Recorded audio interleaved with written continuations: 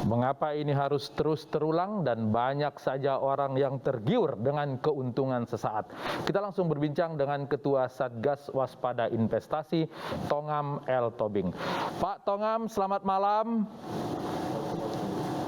Selamat malam, Pak. Apa kabar? Kabar baik, salam sehat, Pak. Iya, ini yang lagi rame Binomo, karena mungkin tokohnya adalah seorang selebgram. Sebetulnya di catatan Bapak ada berapa banyak yang model-model seperti ini?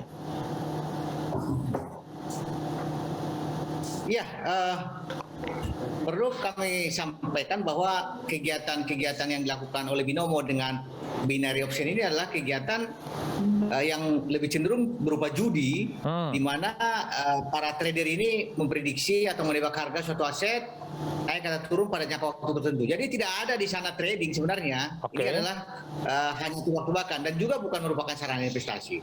Nah, kami sudah memanggil 5 orang influencer ya, yang kami duga merupakan influencer yang paling banyak pengikutnya, dan mereka semua mengakui bahwa kegiatan-kegiatan yang dilakukannya adalah kegiatan ilegal karena mereka memfasilitasi kegiatan-kegiatan broker luar negeri seperti Binomo,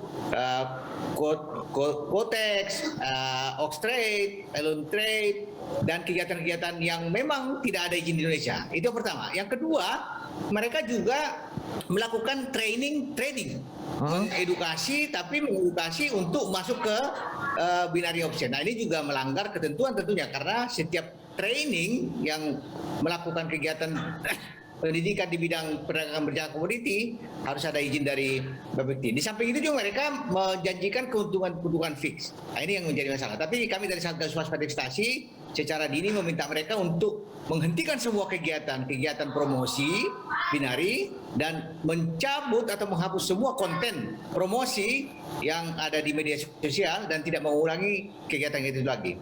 Oke, namanya ini kan Satgas Waspada Investasi, artinya sebelum orang terjebak harus sudah waspada bahwa yang mereka akan masuki ini adalah sesuatu yang membahayakan. Biasanya Satgas tahu setelah ramai atau ketika mulai muncul sudah bisa dideteksi bahwa ini tidak trading tapi ternyata hanya bersifat judi. Ya, dalam banyak perkara-perkara investasi legal, memang kami dari Satgas Waspada Investasi sangat banyak mendeteksi secara dini dengan menghentikan kegiatan itu secara dini tanpa melihat dulu ada korban di sana. Tapi memang ini Binomo ini sudah kita hentikan sejak 2019 dari Satgas Waspada Investasi, menghentikan kegiatannya, mengumumkan ke masyarakat agar masyarakat tidak ikut. Jadi kita secara dini sudah menghentikan kegiatan ini. Namun demikian memang kegiatan-kegiatan seperti ini kan dapat diakses karena memang ditawarkan melalui kegiatan-kegiatan media sosial, kemudian ada afiliator Indonesia yang merupakan perpanjangan tangan dari mereka. Nah, kami di samping tentunya melakukan pemblokiran, penghentian kegiatan, kami juga mengedukasi masyarakat tentunya untuk bisa waspada terhadap penawaran ini. Oke, terkait dengan edukasi dan literasi, apa sih Pak Tongam yang bisa membuat masyarakat supaya kemudian tidak terjebak dalam hal-hal seperti ini?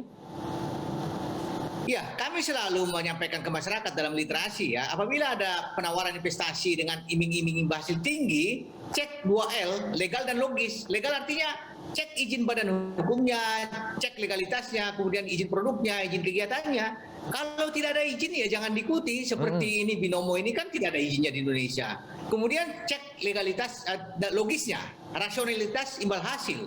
Jadi kalau dalam perdagangan ada orang menawarkan bahwa kita akan mendapatkan keuntungan fix atau profit sharing, itu tentu sangat menyesatkan. Karena dalam perdagangan, terutama perdagangan berjangka komoditi, tidak ada sesuatu keuntungan yang fix. Karena harga itu bisa naik turun dan bisa juga kita rugi. Nah, ini yang perlu kita pahamkan ke masyarakat supaya berpikir secara rasional. Oke, terkait dengan logis ini Pak Tongam ya, mungkin karena orang melihat yang mempromosikannya adalah seseorang selebgram yang menunjukkan pola hidup yang kaya raya, crazy rich gitu, sehingga kemudian orang menjadi tertarik. Nah, bagaimana dalam terkait literasi ini supaya kemudian orang bisa menghitung bahwa ini tidak logis yang ditawarkan ini? Itu gimana Pak Tongam?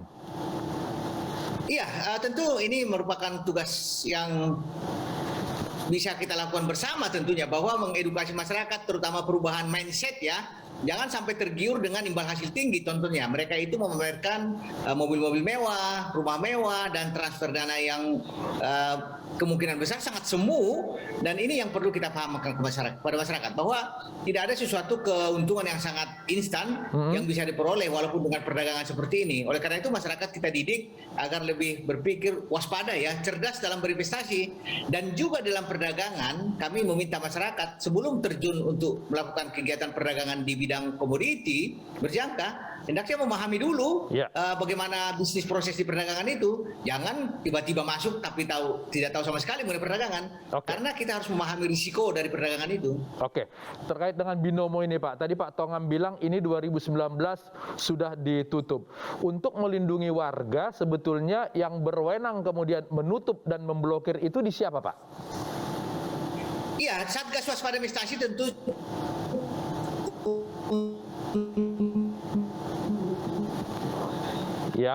melakukan penghentian secara dini proses hukum. Karena itu waspada investasi secara dini memotong mata rantai mereka agar masyarakat yang lain tidak ikut. Oleh karena itu masyarakat bisa terbantu dari tindakan Satgas ini. Seperti contohnya kita hentikan kegiatannya, kita blokir situs web aplikasinya, kita umumkan ke masyarakat agar masyarakat memahami. Jadi tindakan-tindakan yang dilakukan Satgas Waspada Investasi terutama untuk melindungi masyarakat kita agar tidak terjebak di sana. Namun demikian apabila masyarakat kita sudah merasa Tapi nyatanya 2019 ditutup, ternyata sampai sekarang masih bisa diakses oleh publik.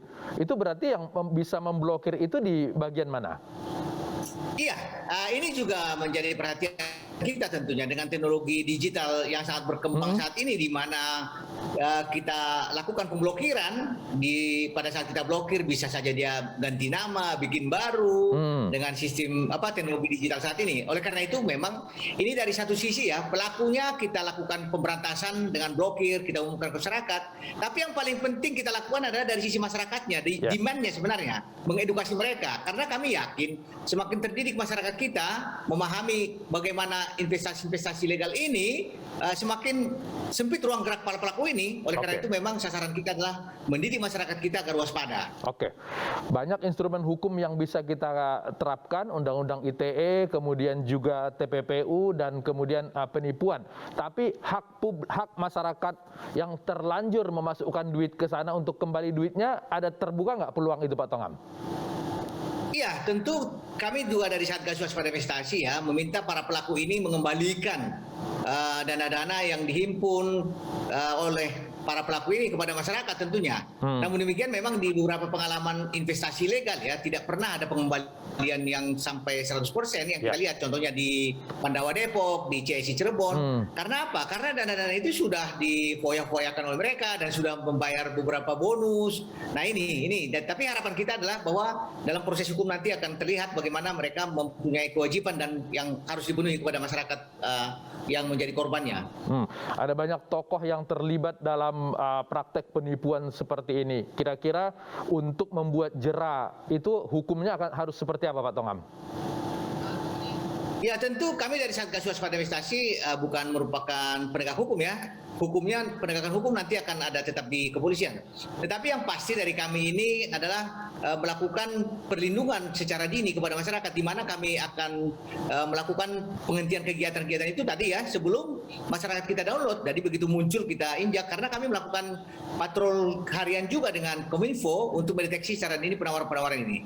Namun demikian benar tadi bahwa pemblokiran ini tidak merupakan suatu solusi jangka panjang karena berbagai cara dilakukan oleh mereka. Karena ini kejahatan ya, kejahatan. Jadi modus-modus itu mereka ciptakan secara berlanjut. Oke, baik.